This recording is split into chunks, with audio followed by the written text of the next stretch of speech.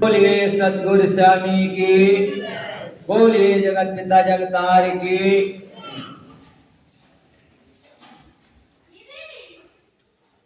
हमारा अपना ये जो जीवन है, सबसे पहली बात ये हमारा है। हमारा अपना ये जो जीवन है, सबसे पहली बात इसे हम देखें, ये हमारा है। अगर हमारा है तो जो चीज हमारी है तो हमारे काम में आनी चाहिए। जो चीज हमारी है तो फिर हमारे काम में आनी चाहिए। इंसान योनि का सबसे अगर कोई महत्वपूर्ण कार्य है, सबसे अच्छा कोई अगर कार्य है तो वो परम पिता परमात्मा के साथ जीवन जीना है। परमात्मा के साथ जीवन जीना है। ये हमारे जीवन का लक्ष्य होना चाहिए, उद्देश्य होना चाहिए कि हम परमात्मा के साथ जी रहे हैं या परमात्मा से अलग जी रहे हैं। हमारे जीवन हमारा कब है? ये मेरा जीवन मेरा कब है कि जब हम परम पिता परमात्मा के साथ जी रहे हैं, परमात्मा को सुन के जी रहे हैं, परमात्मा को जानकर जी रहे हैं। और ये हमारी रहनी करनी से हमें दिखता है। अपने ओर नजर डालकर देखें, हम सत्संग सुन रहे हैं, सत्संग के माध्यम से अपने ओर गौर करेंगे हम कि जो सत्संग में बातें बोली जा रही है उसके अनुसार हमारा जीवन है या उससे अलग है। क्योंकि अपनी पहचान इंसान को सत्संग से ही होती है। अपनी पहचान हमारा जीवन हमारी ओर लग रहा है या नहीं लग रहा है, इसकी पहचान हमें संत महात्माओं के दरबार में जाकर सत्संग सुनकर पता चलती है कि हम किस जगह खड़े हैं। और सत्संग सुनने की भी एक ही बात है कि हमने इसे कितनी प्यार से सुना। सत्संग बहुत लोग सुनते हैं, पर उनमें से कितने लोग सत्संग सुन करके अपनी अच्छी राह बना पाते हैं? कितने लोग? क्योंकि सत्संग सुनने हम आए पर हमें भूख है।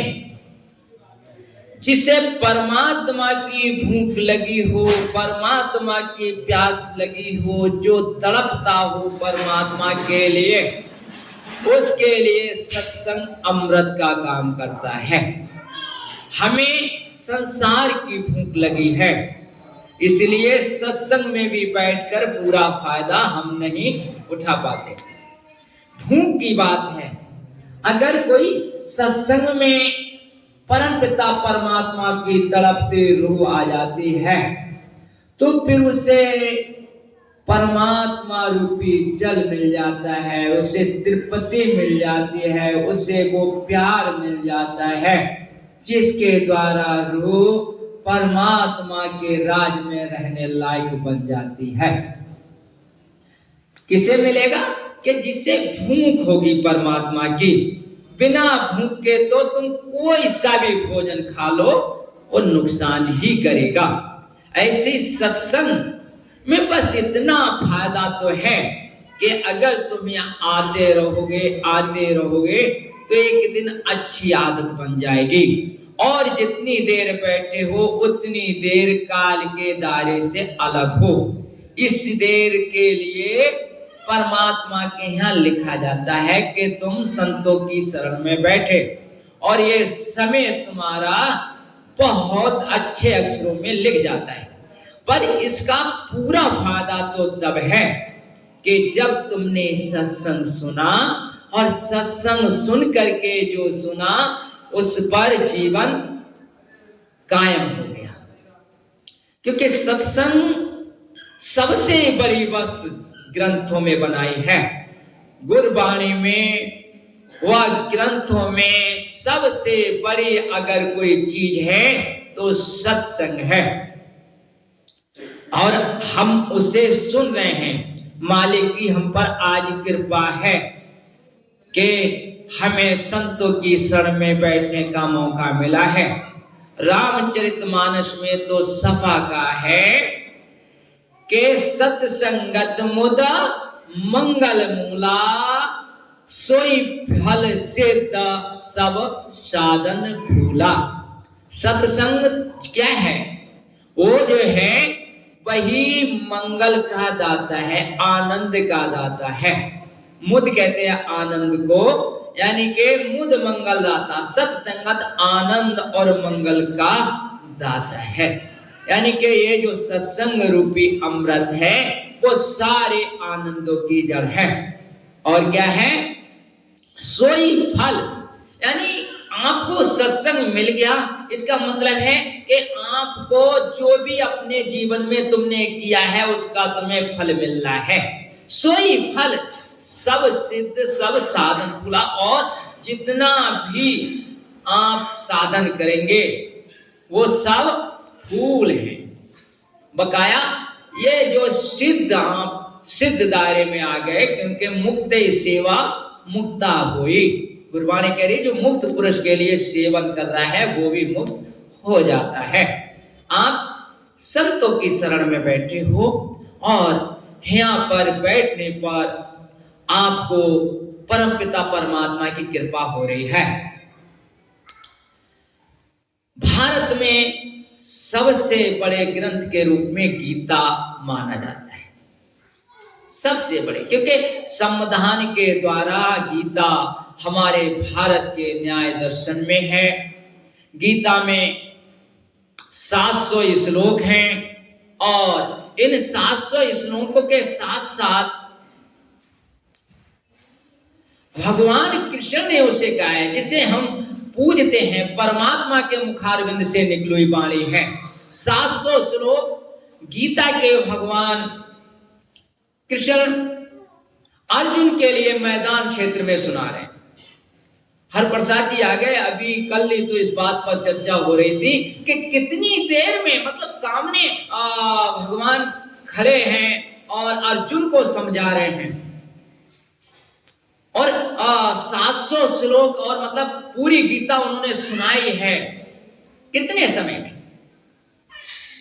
भाई पूरी युद्ध क्षेत्र है, पूरा सामने लड़ाई के सामान है और उस समय वो सुना रहे हैं। लिखने लायक यूपीएससी का प्रश्न है, लिखने लायक। एक कभी भी आपको, अगर आप अगले कहीं पढ़ाई अच्छी योग की तो उसमें ये आ सकता है कितनी देर में गीता भगवान ने सुनाई। 700 श्लोक में सब मानेंगे, पता चल जाती है, 18 अध्याय सब पता चल जाएगी, पर ये कितनी देर में सुनाई है आपके लिए बहुत कठिन जवाब। ऐसा नहीं है कि लिखा नहीं गया है, समय पर हमने अपने ग्रंथों को नहीं पढ़ा, हमने अपने संतों को नहीं सुना। हम उन चीजों के लिए देखना ही नहीं चाहते हैं कि जो चीजें वास्तव में हमारे जीवन को कारगर बनाती हैं। मात्र 1 घंटे 30 मिनट में, यानी कि 90 मिनट में गीता भगवान कृष्ण ने अर्जुन को सुना दी। ये सही और राइट टाइम, ये सही और राइट टाइम। गीता भगवान ने मात्र 90 मिनट में अर्जुन को समझा। समझाना क्या था? मातृभाषा संस्कृति, उस समय संस्कृत के लिए खूब अच्छे ढंग से जानते थे दोनों। अच्छा, अर्जुन को मोह हो गया, ये बात कम समझ में आती है। पिछले जन्म में नर नारायण का रूप है, इनका स्वरूप है, वो हम लोगों के उद्धार के लिए, हम लोगों के कल्याण के लिए। भाई अर्जुन लड़ने के लिए क्यों मने करेंगे? भगवान से वो उससे पहले भी उन्हें पता है मेरे लिए किससे युद्ध करना है। ऐसा थोड़ी कि उससे पहले पता नहीं है उन्हें, पूरा सोच समझ कर युद्ध मैदान में गए हैं। पर कहीं ना कहीं उस समय वो परमात्मा वो ज्ञान ऐसे समय पे देना चाह रहा है हमारे लिए कि जो युगों युगों तक ये धरती रहेगी तब तक गीता के श्लोक गूंजते रहेंगे हम लोगों के दरमियान। 3000 भाषाओं में अब तक विश्व में गीता छप चुकी है। गीता, ये प्रश्न भी आ सकता है कि हमारे भारत देश की सबसे अच्छी पुस्तक कौन सी है, तो आप बेझिझक के लिख सकते हो कि गीता, भगवत गीता। 700 श्लोक हैं गीता के अंदर, ये भी कितने श्लोक है पूछा जा सकता है, कितने अध्याय पूछा जा सकता है, तो आप लिख सकते हो 18 अध्याय गीता के अंदर, 700 श्लोक है। और ये कुरुक्षेत्र के मैदान में भगवान ने अर्जुन को सुनाया। तो अब बात यहाँ पर हो रही कि वो कुछ उन्हें मोह नहीं हुआ, बल्कि वो हमारे कल्याण के लिए, हमारे उद्धार के लिए परम भक्त हैं। अर्जुन भगवान के सखा हैं, सखाओं में गिनती है। उन्हें कैसे, अरे जो एक बार परमात्मा की शरण में चला जाता है उसके सारे विकार समाप्त हो जाते हैं। अर्जुन के सखा हैं, सगी बहन है सुभद्रा अर्जुन के घर में, पूर्ण तरीके से संबंध है, पर वो हम लोगों के उद्धार के लिए, हम लोगों के कल्याण के लिए गीता सुनाई गई है। गीता का एक एक अक्षर इंसान के कायाकल्प कर देता है, एक एक अक्षर। भगवान ने जैसे 15वें अध्याय में कहा है और ये 5वें श्लोक में वो कह रहे हैं, क्या कह रहे हैं? निर्माण मोहा जित संगे दोषा, निर्माण मोहा जित संगे दोषा, अध्यात्म नित्या विनिर्वेद कामा, अध्यात्म नित्या विनिर्वेद कामा, धंधे विमुक्ता, धंधे विमुक्ता सुख दुख संगे, धंधे विमुक्ता सुख दुख संगे, गच्छन्ति अमूढ़ा, गच्छन्ति अमूढ़ा, पदम अभयम तत्, पदम अभयम तत्। भगवान कह रहे हैं अर्जुन भक्त कैसा होना चाहिए? यानी परमात्मा से मिलने के लिए यहां बैठे हो, कैसा होना चाहिए भगवान के भक्त को? कैसे होते हैं भगवान के भक्त? कैसे होते हैं भगवान के भक्त? ये बात जानने की है और समझने की है। निर्माण मोहा, वो किसी पद पर बैठे हों, किसी घर में उन्होंने जन्म लिया हो, पर निर्माण यानी उनके अंदर किसी प्रकार का मान नहीं होता। पहला ही शब्द, किसी प्रकार का मान नहीं होता, ना जाति का, ना पद का, ना घर का, ना जायदाद का, किसी प्रकार का मान नहीं होता। निर्माण मोहा, मोह कहते हैं जैसे ये मेरा घर परिवार, मेरा मेरा मेरा मोह, किसी प्रकार का मोह नहीं होता उनके अंदर। मोह कहते हैं अज्ञानता को, असलियत में अज्ञानता। और रामायण में तो कहा है मोह सकल व्याधन की मूला, जितनी व्याधियां इस संसार की हैं वो मोह से शुरू होती है। हम जिस परिवार के साथ अभी बात चल रहे थे कि जिस परिवार के साथ माता जी आए हैं ये बिलासपुर से, महाराज जी का काफी इन्हें संग मिला, तो मैं इनसे कह रहा था कि तुम्हारे कितने अच्छे बच्चे, सब परिवार, और आज आपके संग कौन है? आप अकेले आई, क्या है ये सब? भाई नाती जवान हो गए हैं, सब कुछ है मालिक की दया दृष्टि से, घर मकान पैसा जायदाद सब कुछ है, पर आज मेरे संग कौन है? बात, ये सब बात सोचने और समझने की है कि किस बात का मोह, कौन है मेरा? भाई जो मेरा है हम उसके साथ जी नहीं पा रहे हैं। मेरा क्या है? अगर मेरा अपना कहने को है तो परमात्मा है, परमात्मा का नाम है, उसकी राह में गुजारी हुई जिंदगी सबसे अच्छी है। एक बहुत अच्छी बात निकली, अभी सुबह सुबह मैं गया था हरप्रसाद जी के घर, तो बात निकली कि बस अब तो एक ही बात जीने की रह गई है कि तेरी बात सुनते जीवन बीते या तेरी बात कहते हुए जीवन बीते। जब इंसान के लिए ये हो जाए कि बस अब जिंदगी जी करके देख तो ली, जिसे अपना समझा, जिसे हम अपना समझते हैं, क्या वो हमारे अपने हैं? विचार करें हम, जिन्हें हम अपना समझते हैं। आप खूब गौर करके देखें, जितना भी जिसका जीवन है, आप कुछ क्षण, कुछ दिन, कुछ एक घंटे उनके विरुद्ध कर्म करके देख ले, उनके विरुद्ध कर्म करके देख ले, हकीकत पता चल जाएगी कि हमारे अपने हैं या दुश्मनों जैसा बर्ताव है। कुछ अपनी मस्ती की जिंदगी जीकर देखो, आप पता चल जाएगा हमारे अपने। तब एक ही चीज सत्संग बार बार दोहराता है,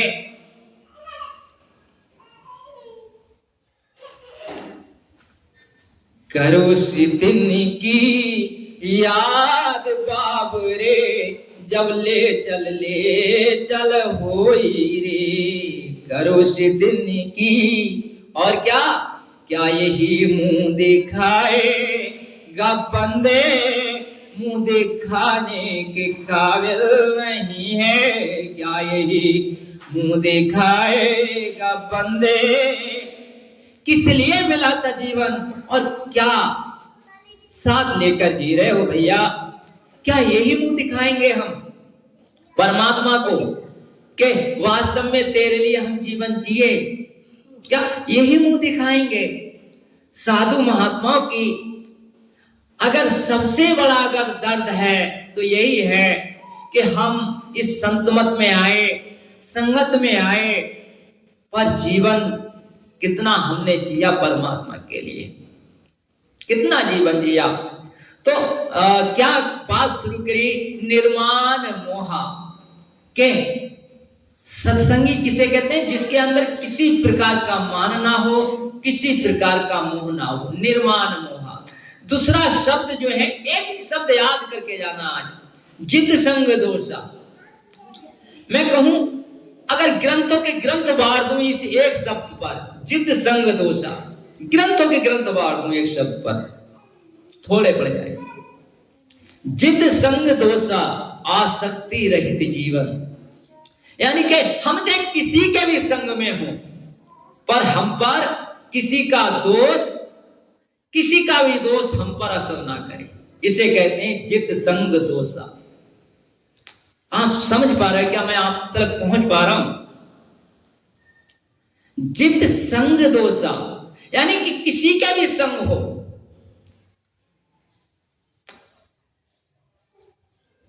ये जो आज बोला जा रहा है सब कहीं ना कहीं भगवान के मुखारबिंद से निकली हुई कुछ वाणियों के दोहे साकी निकाल करके भी लोग बोलते हैं। वेदों की जननी है गीता। अगर देखा जाए तो वेदों का कहीं ना कहीं बहुत कुछ, क्योंकि भगवान के मुखारबिंद से निकली है, और कहीं ना कहीं उसके बाद में कहीं अगर देखा जाए तो, अगर मैं देखूं तो भगवान अनित्य हैं और उनके मुखारबिंद से निकली ये वाणी, उसके बाद में वेद ग्रंथ सब कुछ अगर बनते हैं, अगर देखा जाए तो कोई और बाद में ही सब रचना होती है। पहले भगवान की वाणी, चाहे वो कभी किसी समय सुनाई गई है। जित संग दोषा, आप कहीं पर भी हो, किसी के भी संग हो, किसी के भी संग। अब इस चीज को थोड़ा और गहराई से लेकर चले हम, किसी के भी संग हो पर उसके दोष हम में ना जाए। थोड़े से और गहराई में उतर के देखें, चाहे हम धन के साथ हों, चाहे पद के साथ हों, चाहे माया के साथ हो, चाहे किसी स्त्री के साथ हो, चाहे किसी बच्चे के साथ हो, किसी जवान के साथ हो, पर किसी का भी दोष हम पर ना आए, चाहे शराबी हो, कबाबी हो, ज्वारी हो, कुछ भी हो। जित संग दोषा, किसी का भी दोष हम पर हावी नहीं होना चाहिए। ऐसे इंसान को भगवान देखना चाहते हैं। क्या कह रहे हैं पार्थ से भगवान? युद्ध क्षेत्र में खड़े हुए, जित संग दोषा, किसी के भी दोष तुम्हारे अंदर नहीं आने चाहिए। किसी के भी दोष। आप सत्संगी हो, तुरंत सत्संगी, हर हाल में सत्संग से कब आप वंचित हो जाते हो, कब आप साधु महात्माओं की वाणी के लिए एक तरफ रख देते हो, उनकी वाणी की अवहेलना शुरू कर देते हो, कब के जब तुम किसी के संग में दोषों से ग्रसित हो जाते हो। किसी के संग में, सामने वाला किसी भी उग्र अवस्था में और आप भी उसी उग्र अवस्था में चले गए। उग्रता का मतलब तेजी से होता है, उग्रता का मतलब कामनाओं के वशीभूत होता है। आप किसी भी उग्रता के साथ हो तब आप दोषों के साथ हो। तो मैं कह रहा था कि एक शब्द पर गीता की, इस एक शब्द पर मैं कई ग्रंथ वार दूं। जित संग दोषा, आप पूर्ण सत्संगी हो, आप पूर्ण सत्संगी हो। मैं क्या कहूं, ये जो बच्चा अभी सामने हमारे बीच में आ रहा है, इसके लिए महाराज जी जाते जाते हमसे कह गए कि मेरे बाद आश्रम तुम इसे दे देना बेटा, ध्यान रखना इसका। अब मैं क्या कहूं इसके जीवन को देख करके, अफसोस आता है, आंख में आंसू आ जाते हैं। हम देखते हुए, हम जानते हुए तड़पते रह जाते हैं, रोते रह जाते हैं, और कहीं ना कहीं अपनी मस्ती में इंसान चल रहा है। साधु महात्माओं के लिए इंसान क्या कहें, आशीर्वाद तो उन्हीं का दिया हुआ है। अगर ये इंसान यहाँ बैठा है कि जो कण कण की हर हाल की दिए हुए थे, जानते थे। आप तो ये शब्द जो कह रहा है कि चित्त संग दोषा, कि आप किसी के भी संग में हो पर उसके दोष तुम में ना आए। किसी के भी संग में हो, चाहे कोई भूल की परी हो, चाहे कोई कुछ भी हो, पर किसी के दोष ना आए। मेरी बात थोड़ी कड़वी जरूर लग जाती, पर मैं करूं क्या, ईमानदारी तो मुझे कहनी ही पड़ेगी, क्योंकि इससे तुम्हारा भी कल्याण है, तुम्हारा भी उद्धार है, तुम्हारे परिवार का भी मान मर्यादा है, और आखिर के लिए परमात्मा के यहाँ तो सबको ही जाना है यार। सच्चाई तो कहनी ही पड़ेगी। जित संग दोषा, कि आप में किसी के भी दोष ना आ पाए, किसी के भी दोष ना आ पाए। हर बाल हमारे बीच में बैठे हैं।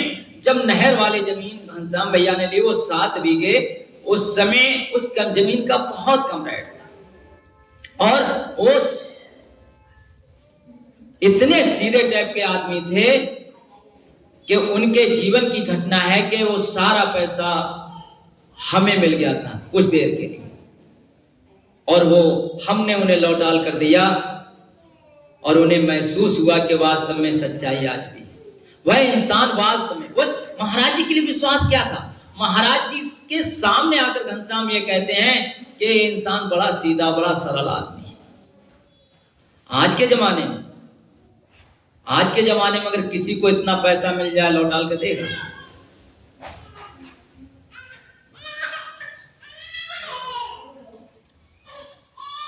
जीवन में जित संग दोषा मतलब क्या है, किस चीज से तुम्हारी चीजें, मतलब किस चीज से तुम आंकोगे जीवन के लिए,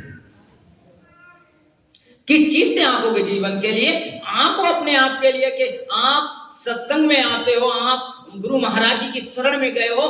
देखो कि गीता का ये शब्द कह रहा है जित संग दोषा, कि आप पर किसी के संग का दोष तो नहीं, आप पर किसी की ओर आप आकर्षित तो नहीं हो पा रहे हो। आप पर किसी के लिए वास्तव में ग्रंथों के अनुसार, संतों के अनुसार मैं तो हाथ जोड़कर विनती करता हूं कि किसी के दोष यहाँ पर बैठने के बाद तो नहीं आने चाहिए भैया ना। संतों को तुमने सुना है, फिर भी तुम में दोष आए तो क्या फायदा। संतों की शरण में बैठने का, और क्या फायदा हमारे बोलने का। जित संग दोष है, किसी के संग का दोष तुम में नहीं आना चाहिए। आगे आप कह रहे हैं आध्यात्म नित्या। गीता का एक एक शब्द बहुत अध्यात्म का मतलब, आद्या कहते हैं संतों में बुद्धि के लिए, आत्मा कहते हैं आत्मा के लिए, अध्यात्म यानी अध्यात्म का मतलब होता है सीधी तरीके से परमात्मा में रमण करना, नित्य निरंतर परमात्मा में लगे रहना। इस शब्द का अर्थ है निरंतर परमात्मा में लगे रहना, निरंतर। अध्यात्म नित्या का मतलब क्या? निरंतर परमात्मा में लगे रहना, हमेशा परमात्मा में लीन रहना, ये अध्यात्म नित्या का शब्द है। अध्यात्म नित्या का मतलब है नित्य निरंतर, निरंतर जिसमें बिल्कुल अंतर ना आए, जिसमें बिल्कुल अंतर ना आए। अंतर ना आने का मतलब हमेशा लीन रहना परमात्मा में। उसे ऐसे इंसान को भगवान देखना चाहते हैं। ऐसा इंसान सत्संगी है जो परमात्मा में हमेशा लीन रहे, परमपिता परमात्मा में हर पल लीन रहे, उसे सत्संगी कहते हैं। सत्संगी का मतलब जो हमेशा सत्य के संग रहे, वही तो सत्संगी है ना। कोई असत्य कितना भी बड़ा हमारे सामने हो, अध्यात्म नित्या जो नित्य निरंतर परमात्मा में रमण करता है, जो नित्य निरंतर परमात्मा में लीन रहता है, नित्य निरंतर, तब ये बात सिद्ध हो जाती है, ये बात सरल हो जाती है, ये बात जीवन में घटना शुरू हो जाती है कि चाहे मेरी आंखें खुली हों चाहे बंद हो, पर तेरी याद ही याद है, तेरी याद ही याद है। मतलब बोले तो परमात्मा को सम्मिलित कर लें, कोई भी कर्म में कहीं पर हो कि परमात्मा हमारे जीवन में होना ही चाहिए। ये अध्यात्म नित्य है। जो नित्य निरंतर परमात्मा में रमण करते हैं वो अध्यात्म नित्य है। ये जीवन जीने की कला है, ये जीवन जीने की कला है। गीता वो उपदेश हमें देती है क्योंकि ये सबसे महान ग्रंथ है हमारे देश का। तो भगवान कृष्ण के मुखारविंद से निकला हुआ ये शब्द अध्यात्म नित्या, नित्य अध्यात्म। अच्छा, एक बार का जिक्र है, आप थोड़ा सा उस दृष्टांत से थोड़ा सा आप लेके चलें। अब्राहम लिंकन हमारे विश्व के अच्छे राष्ट्रपतियों में गिने जाते हैं क्योंकि वो बहुत बार हारे, बहुत बार लड़े तो बहुत बार हारे, पर जब बने तो उन्होंने जितना अच्छा शासन किया, बहुत अच्छा शासन किया। पर उनके दिल में एक बार बात आई कि मैं अच्छी कला के लिए देखना चाहता हूं कि सबसे अच्छी कला कौन सी हो सकती है, सबसे अच्छी कला बनाने वाला कौन सा व्यक्ति हो सकता है। और इसके लिए उन्होंने 10,000 मिलियन डॉलर का इनाम रखा कि कोई सबसे अच्छी कला बना कर लाए, और विश्व में इस बात को कहा, विश्व में, ऐसी बात नहीं एक जगह नहीं कि पूरे विश्व में। याद रखने वाला बात है, आज कहीं ना कहीं वो शब्द यहां से निकल रहे हैं कि जो आपके लिए कहीं ना कहीं बहुत कारगर हो। 10,000 मिलियन डॉलर का इनाम, पूरे विश्व का इंसान, और पूरे विश्व से इंसान लेकर गए अपनी अपनी कला बनाकर, भारत से पूरे विश्व से उन सब के लिए छांटा गया। और छांटने के बाद 100 वहां के उम्दा लोगों ने रखे। फिर जो टॉप क्लास के अधिकारी थे, जो टॉप क्लास के अधिकारी से 3 दिन के लिए सारे IAS अधिकारी बुलाए गए, और जितने भी टॉप क्लास के अधिकारी थे वहां बुलाए गए, और उन 100 के लिए फिर छांट कर एक ही कोई नाम तो देना था, ऐसा भी नहीं था नंबर 2 पर होना चाहिए। उस कला में एक ही इंसान को इनाम देना है, एक ही आदमी को इनाम देना है, 10,000 मिलियन डॉलर का इनाम। सबने 3 दिन का समय लेकर उसे छांटा, और एक जब छांटने के बाद में कला लगाई गई सामने, पूरा हॉल जगमगाया है, और आज एक इंसान का फैसला होने के लिए है।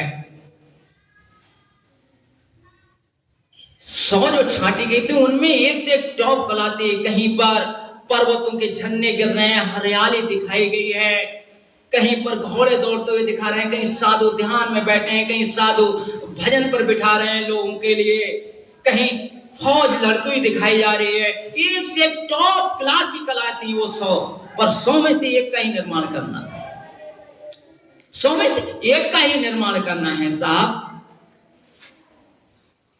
और वो जब कला प्रस्तुत करी गई, दिखाई गई, तो उसमें आंधी आ रही है, पेड़ गिर रहे हैं, एक झोपड़ी दिख रही है। जितने लोग हॉल में बैठे थे, लोगों में सन्नाटा छा गया। एक से बड़े कलाकार बैठे थे जो कला बनाकर लाए थे, और उसमें आंधी आई है, पेड़ गिर रहे हैं, सन्नाटा छाया हुआ है। ऐसे में एक झोपड़ी जैसी वहां दिखाई जा रही है। ऐसी कला के लिए इतना बड़ा इनाम। लोग दो एक कलाकार उठकर जाते हैं और कहते हैं क्या गलती तो नहीं हो गई आप लोगों से कि जो इतनी टॉप से टॉप कला थी और इसी कला के लिए $10,000 मिलियन का इनाम, इस कला के लिए $10,000 मिलियन का इनाम। नहीं हो सकती है गलती जी साहब। आप देख रहे हो आंधी चल रही है, पेड़ गिर रहे हैं, बहुत बेहिसाब तूफान उठा हुआ है, बेहिसाब मूसलाधार बारिश हो रही है, और ऐसे में जो आप उस कला में एक झोपड़ी देख रहे हो, उस झोपड़ी में एक छोटा सा एक जो देख रहे हो पायदान, उसमें से एक इंसान का मुख देख रहे हो निकला हुआ, और वो मुस्कुरा रहा है। उसमें से वो देख रहा है और मुस्कुरा रहा है। इस कला के पीछे का उद्देश्य क्या है? यही हम सब लोगों ने चिंतन किया है, मनन किया है कि वो इंसान, तूफान आया है, आंधी आई है, ये शब्द मेरी समझ से जित संग दोषा कहीं ना कहीं उस पर बहुत हर हाल में सही उतरता है। और अगले कहीं ना कहीं द्वंद्व विमुक्ता, जो 5वां शब्द इस श्लोक का है, द्वंद्व विमुक्ता, द्वंद्वों से विमुक्त जीवन, यानी किसी प्रकार का द्वंद्व ना हो। यानी कौन से द्वंद्व क्या है हमारे जीवन में? सुख दुख संगे, सुख और दुख, हम किन्हीं चीजों को सुख मान लेते हैं, किन्हीं चीजों को दुख मान लेते हैं। यही हमारे जीवन में द्वंद्व है। हमारे लिए जो चीज अच्छी लगती है उसे हम सुख मान लेते हैं, जो हमारे लिए अच्छी नहीं लगती है उसे हम दुख मान लेते हैं। यही हमारे जीवन में द्वंद्व है। द्वंद्व से विमुक्त जीवन,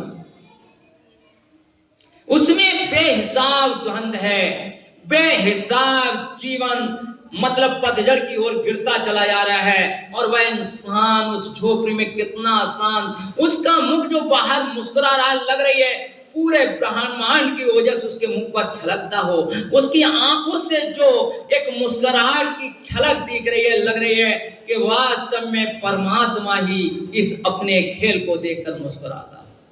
वो कितना स्थिर भाव से वहां खड़ा और इस सब को देखकर मुस्कुरा रहा है।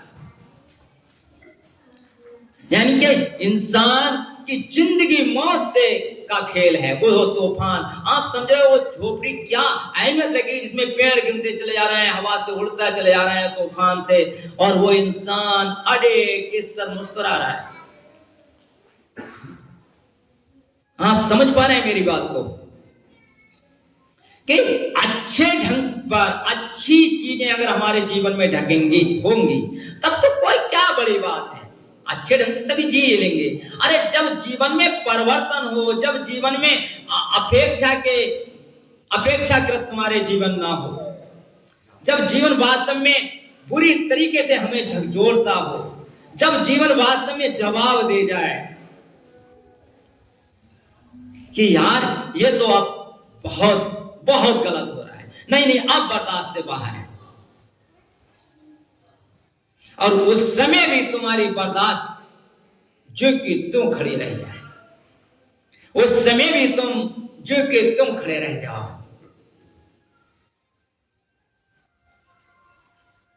सरदार भगत सिंह आज क्यों अमर है हमारे लिए? कि वो फांसी का फंदा चल रहा है, पर फिर भी वह इंसान बिल्कुल अड़िग है। फिर भी वो कह रहा है कि जो मैंने किया है बिल्कुल ठीक किया है, सही किया है, मैं अपनी जगह बिल्कुल सही। फांसी हो जाना बड़ी बात नहीं थी, पर कहीं ना कहीं फांसी का फंदा खुशी से चूमते हुए इंकलाब जिंदाबाद कहते हुए और झूम जाना, हमारे लिए आजादी के लिए अपने जीवन में न्यौछावर कर देना। मैं कह रहा हूं ये जब तक धकती रहेगी सरदार भगत सिंह को आप नहीं भूल सकते।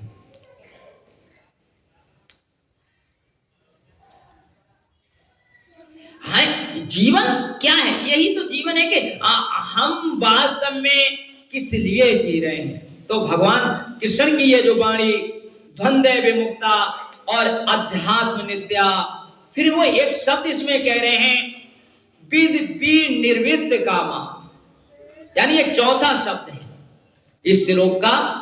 पहला शब्द था निर्माण मोहा जित संग दोषा अध्यात्म नित्या, फिर कह रहे थे भी निर्विद्य कामा, कामनाओं से निर्विद्य जीवन,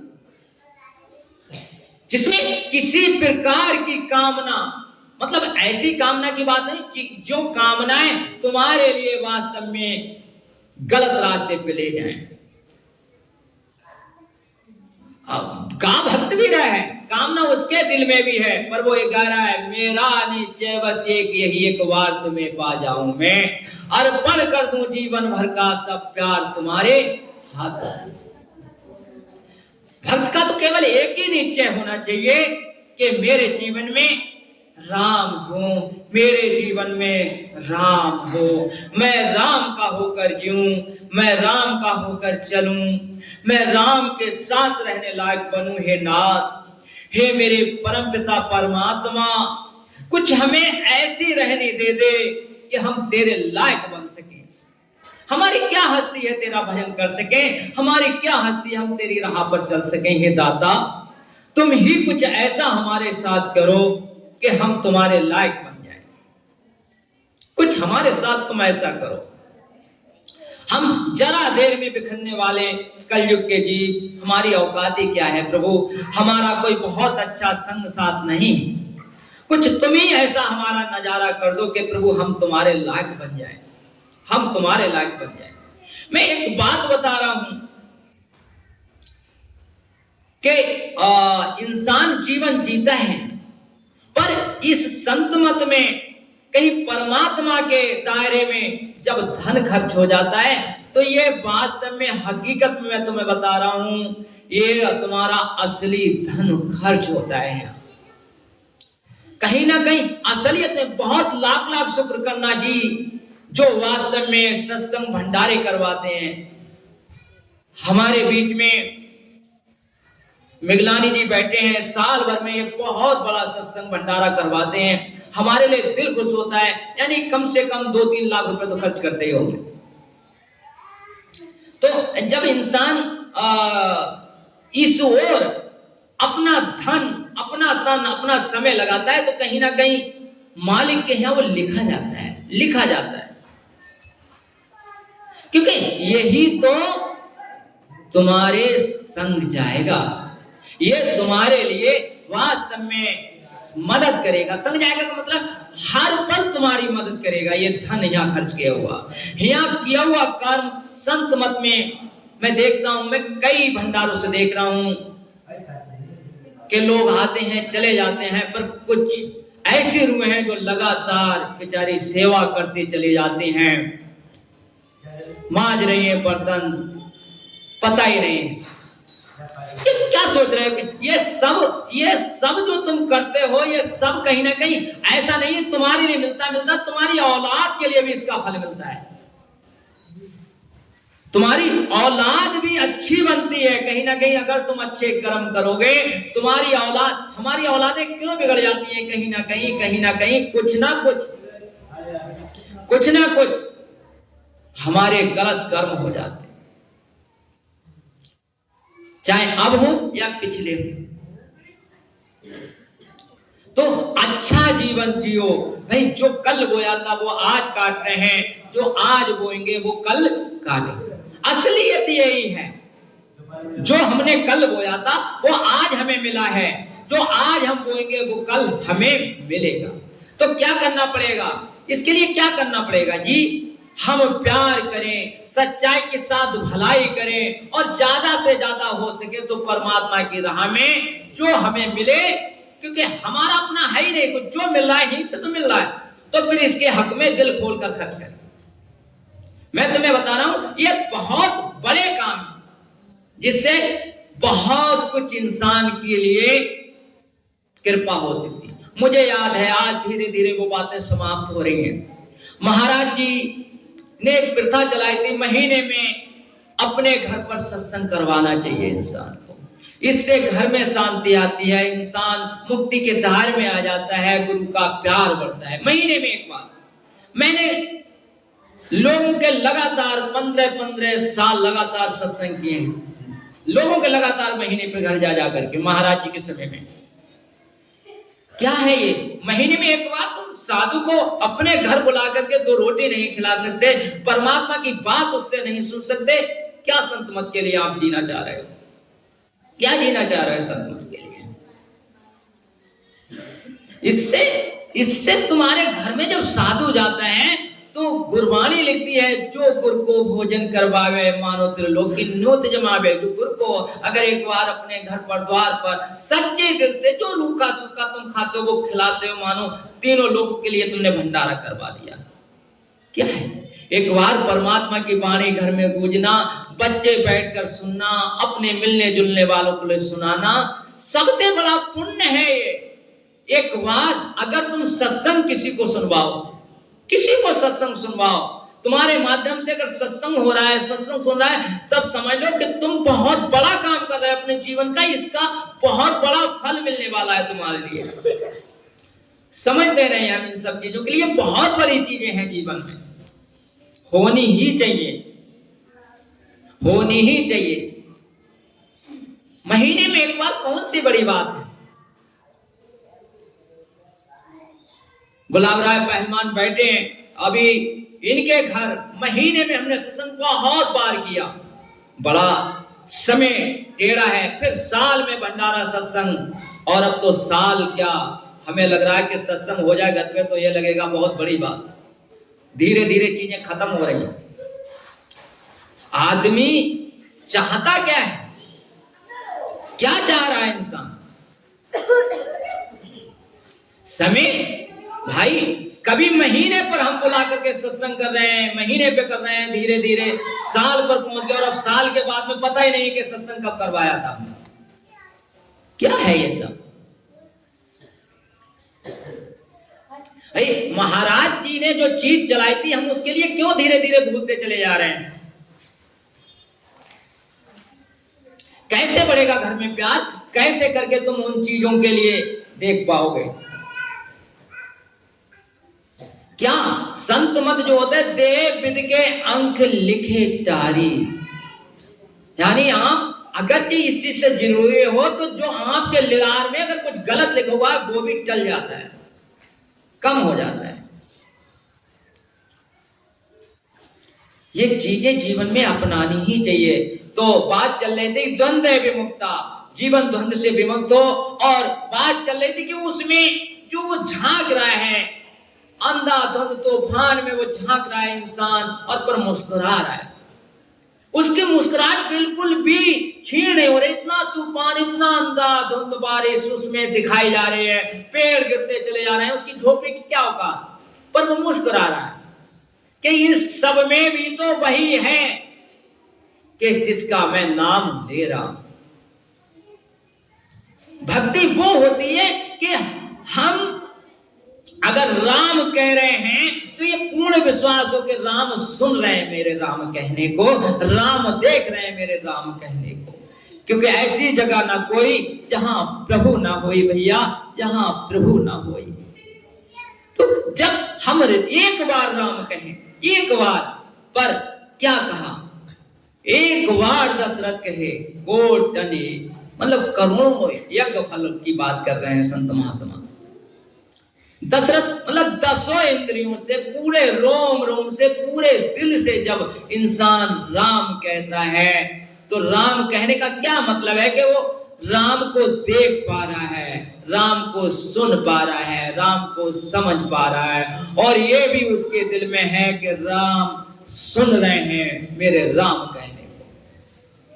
ये भक्ति है, ये भक्ति, ये वास्तव में तुम्हें सबसे ऊंचा उठा देगी। अच्छा, आप कुछ भी करो, आप कुछ भी करो, पर कोई देखे ना देखे, राम देख, ब्रह्म देख, आप उससे ओझल नहीं हो सकते। यही सच्चाई है, संत मत का सारी यही है।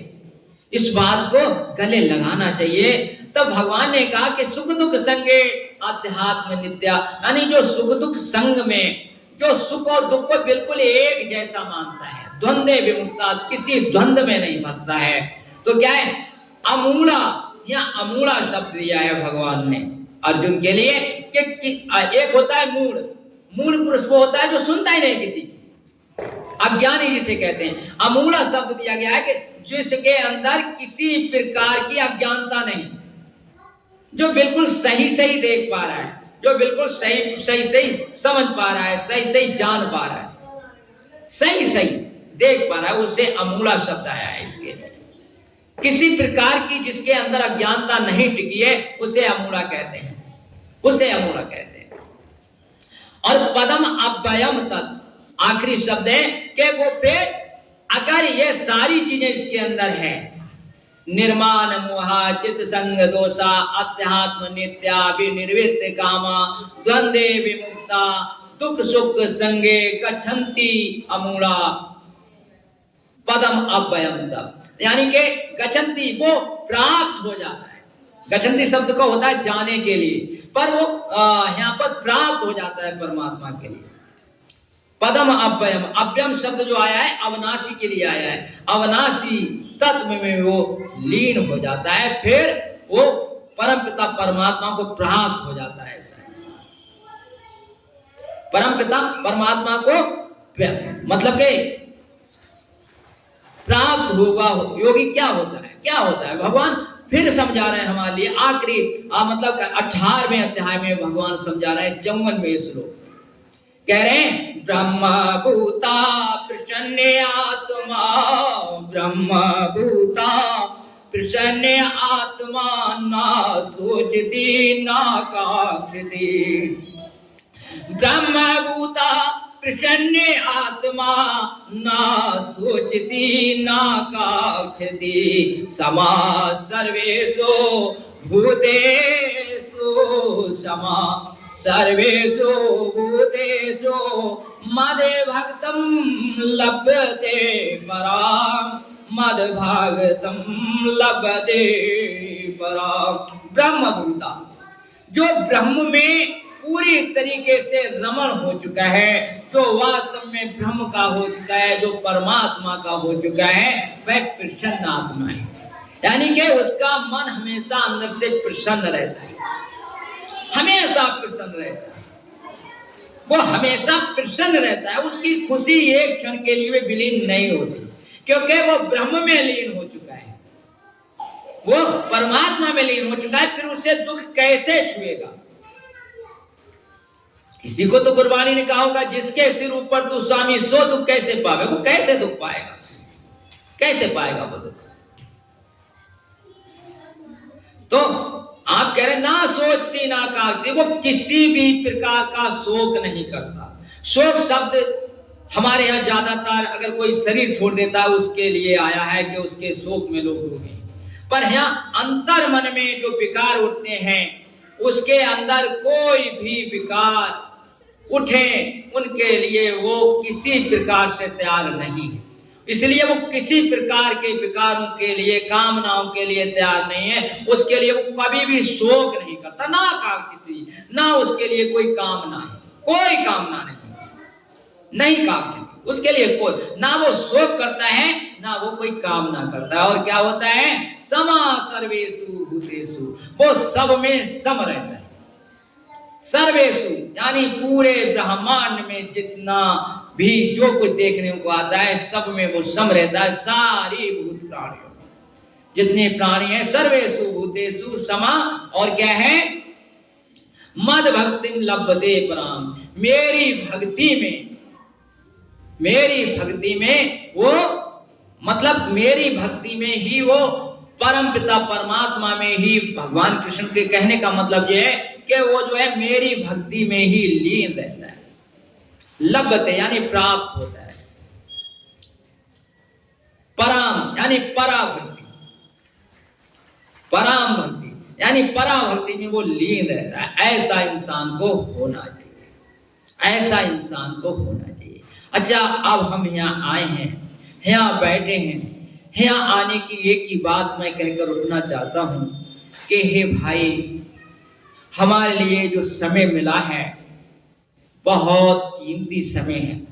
हम इस समय के लिए, जैसे कोई पढ़ने वाला बच्चा है उसके लिए एक ही समय मिला है और इस समय से वो सबसे टॉप इंसान बन सकता है। आजकल पढ़ाई के लिए कितने अच्छे माध्यम हैं, सब कुछ आज नेट पे हमारे लिए है, मास्टर पढ़ा रहे हैं, फिर ट्यूशन हम पढ़ रहे हैं। पढ़ाई में क्या होना चाहिए, हमें टॉप होना चाहिए, क्योंकि आज अगर हम पीछे रह जाएंगे तो पीछे वालों की गिनती कोई नहीं। हमारे लिए जो समय मिला है हम किसी को ना देखें, कोई हमारा अपना है ही नहीं। ऐसे ही अगरचे हम यहाँ आए हैं तो यहाँ आने का एक ही मतलब है कि हमारे लिए संत मत में जो बताया गया है, सत्संग में बताया गया, उसके जैसा हमारा जीवन होना चाहिए, उसके जैसा हमारा जीवन होना चाहिए। हमारे लिए निर्मलता के साथ, पावनता के साथ रहना चाहिए। हमारे लिए कैसा होना चाहिए, कैसा होना चाहिए, मैं कहते कि चलते चलते बताता जाऊं। भगवान कृष्ण की एक और वाणी में उठा लूं, बहुत कम समय है पर मैं जल्दी से इसके लिए निपटाऊं। सर्वद्वारेषु देहे अस्मिन्, सर्वद्वारेषु देहे अस्मिन् प्रकाशा उपजायते। सर्वद्वारेषु, हमारी जो जितनी इंद्रियां हैं, सर्वद्वार यानी जितनी इंद्रियां हैं, देहे अस्मिन्, इस देह में, अस्मिन् कहते हैं इसके लिए, इस देह में, प्रकाशा यानी उन सब में प्रकाश होना चाहिए, उन सब इंद्रियों में प्रकाश माने निर्मलता होनी चाहिए, पावनता होनी चाहिए, निश्चलता होनी चाहिए। देह अस्मिन्, इस देह में, द्वारे सर्व द्वारे, जितने द्वार हैं उन सब में पावनता होनी, यानी सुने तो उसमें निश्चलता हो, देखें तो उसमें निश्चलता हो, पवित्रता हो। आप सार सुन रहे हैं, सार सुन के उठना चाहिए, सत्संग का सार बात आप सुन के उठ रहे हैं, यानी कि देखने में निर्मलता हो, पावनता हो, निश्चलता हो। यानी कि आप जो भी देखें, अगर मैं हजूर कृपाल सिंह महाराज जी के शब्दों में कहूं तो वो कहते हैं अगर मुझे नरक में खड़ा कर दो मैं वहां भी स्वर्ग बना दूंगा। क्या था ये शब्द का बात, यानी आप कहीं पर भी इसी बात पर चंदन विश्वापत नहीं लगते रहे भुजन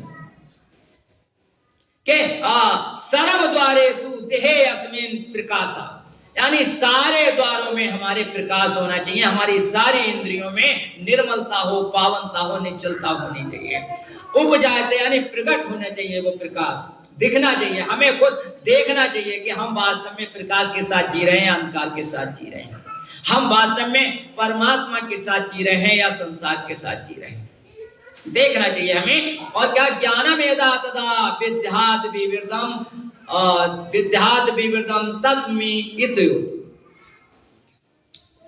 क्या, ज्ञानम यदा तदा, हमारा ज्ञान जब तब ऐसा होना चाहिए कि उस ज्ञान में विवेक हो, उस ज्ञान में विवेक हो, यानी कि विद्यात् विवृतम, वो ज्ञान बढ़ना चाहिए, विवृद्धि यानी वृद्धि होनी चाहिए उसकी। क्या वृद्धि होनी चाहिए, कि वो ज्ञान ऐसा होना चाहिए कि जिस ज्ञान के द्वारा मेरी आंख खुली होनी चाहिए और मैं अपने सब द्वारों को, अपने अंतःकरण को, अपने बाहर देखने को ये देख पाऊं कि मैं ठीक हूं, मैं सही निर्णय कर पाऊं कि मैं ठीक हूं, वास्तव में मेरा दिल कहे मैं ठीक हूं, फिर दुनिया कुछ कहे।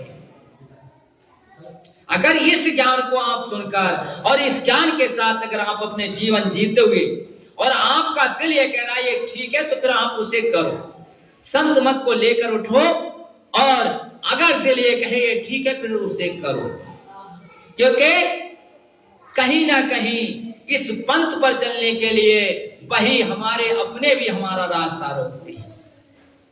ये हमने अपने दिल में देखा है। हमारे लिए तो सत्संग में आने से पकड़ के रोका गया, पर मैं कहूं कि बहुत रोया था मैं उस दिन जब मुझे पकड़ कर सत्संग में आने से रोका गया। बहुत रोया, चिल्ला चिल्ला के रोया था कि सत्संग में जाने को रोका जा रहा है। तो मतलब संत मत में जाने के लिए, संत मत को जीने के लिए अगर कोई रोके तब फिर ना मान ना।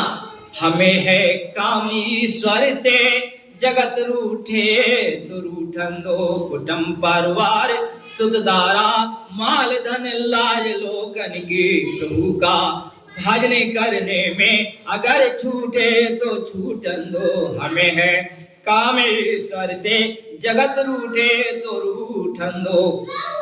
कोई भी रूठे फिर इस राह में फिर रूठे, क्योंकि हम तो सही रास्ते पे चल रहे हैं। ये उनके देखने की दृष्टि है, वो उनके देखने का नजारा है कि हम सही रास्ते पे चल रहे हैं, फिर भी वो गलत हमें देख रहे हैं। और मैं तुम्हें खूब बता दूं, बात कहकर बात समाप्त करूं। मिलते ना कभी प्रेमियों के दुनियादारों के ख्याल कर, मिलते ना कभी दुनियादारों के और प्रेमियों के कभी ख्याल मिल ही नहीं सकते। जैसे कि दरिया के एक दूसरे से किनारे होते हैं, दरिया ही कहाँ रह जाएगी अगर दोनों किनारे मिल जाए। संसारी इंसान और भक्ति पे चलने वाले इंसानों के विचार अगर एक से हो जाए तो फिर संसार और हम में और संसार में अंतर ही क्या है।